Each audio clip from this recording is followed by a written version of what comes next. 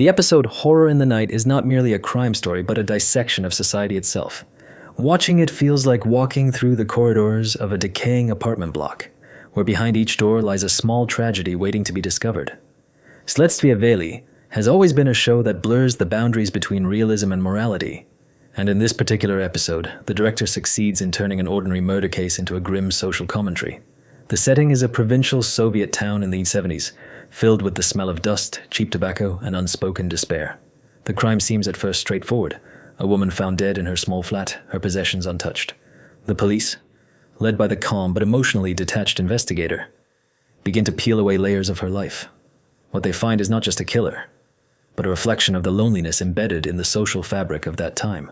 The victim was a factory worker, single, quiet, and largely invisible to those around her. Her neighbors recall her politeness, but not her face, as if she had been fading from memory even before she died. In one of the most powerful scenes, the investigator sits in her room after the body has been taken away.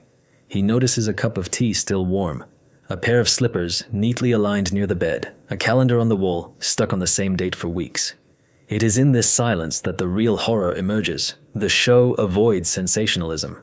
Instead, it thrives on subtlety, forcing viewers to engage with moral discomfort.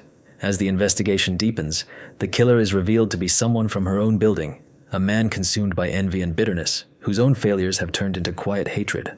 The show suggests that in a society where everyone pretends to be fine, madness becomes the only form of self-expression. I was deeply struck by how the episode captures the feeling of entrapment. Every corridor feels narrow, every face expressionless, every conversation coded in fear. The cinematography mirrors this psychological suffocation with tight framing and slow tracking shots that refuse to look away. The detective's voiceover is calm, even poetic, yet what he describes are acts of despair. His reflections often verge on existential philosophy, questioning not just who killed but why human beings are so prone to erasing each other emotionally. The episode's emotional climax comes not from the arrest, but from the realization that no one really cared until it was too late. When the murderer confesses, he speaks not like a villain, but like someone explaining a long-forgotten dream. His face, tired and pale, mirrors the entire moral fatigue of the era. What fascinated me most was how the episode hints that the real crime was society's indifference.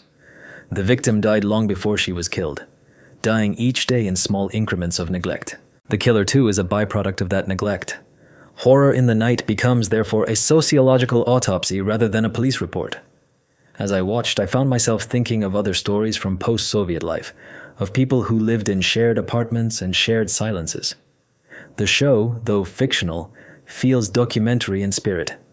It reminds us that horror does not always come from monsters, but from ordinary people who simply stop caring.